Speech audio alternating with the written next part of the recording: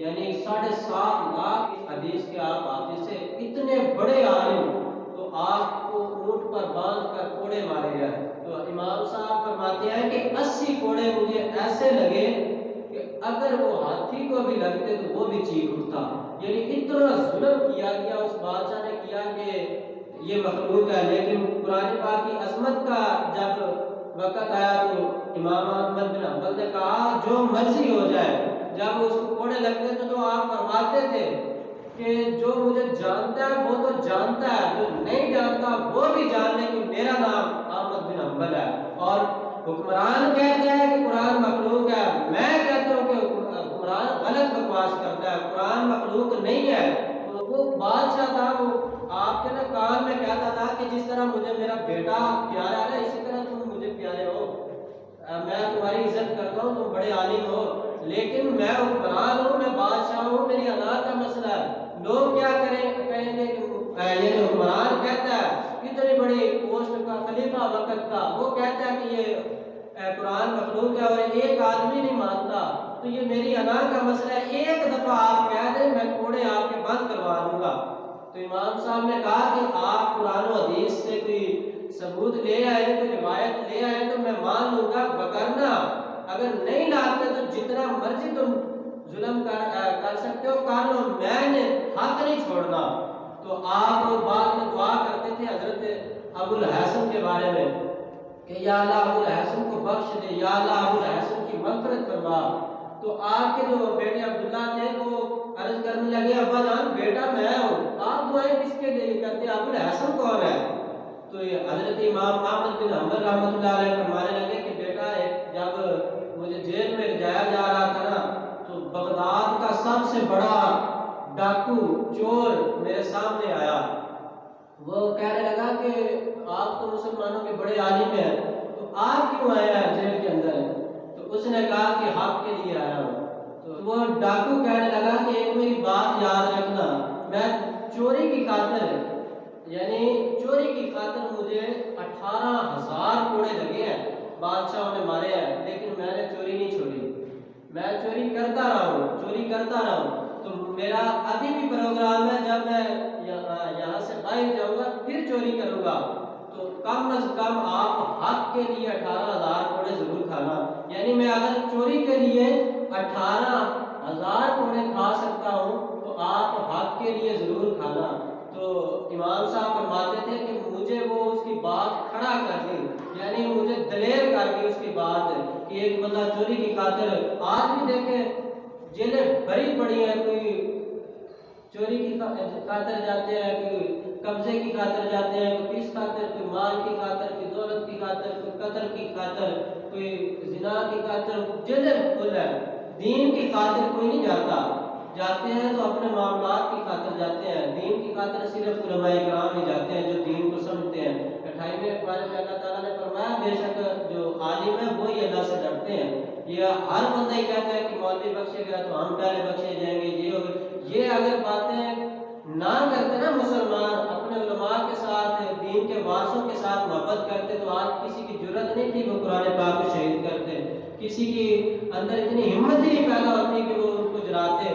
تو ہمارے پاکستان میں قرآن پاک کو گٹروں میں ڈالا گیا، اتنا کچھ ہوا، تو کافروں نے تو ایسا کرنا ہے، تو قرآن پاک کی حفاظت ہم نے کرنی ہے اور کسی نے نہیں کرنی۔ کلمہ ہم نے پڑھا ہے رسول اللہ کا، ہمارا فرض ہے دین کی حفاظت کرنا، قرآن پاک کی حفاظت کرنا، حضور کی ناموس کی حفاظت کرنا، حضور کے صحابہ کی، حضور کے اہل بیت کی حفاظت کرنا، یہ ہمارا کام ہے۔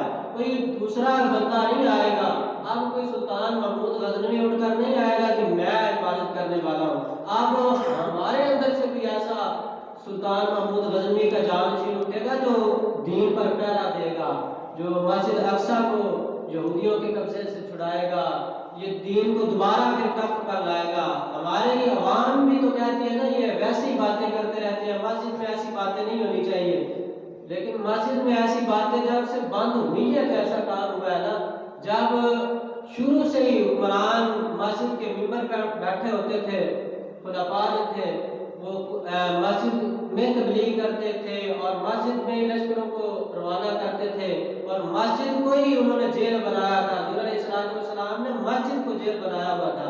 मस्जिद को अदालत बनाया हुआ था, मस्जिद को पार्लियामेंट। जब कोई कैदी आता तो आप मस्जिद के पिलर के साथ बांध देते थे। जब कोई फैसला करना होता, नमाज पढ़ाकर जब पीछे मुँह करते तो आप कहते कि आज इधर लश्कर जाना है, आप फलां सफीर को मिलना है, आज फलां करना है, आज फलां करना है।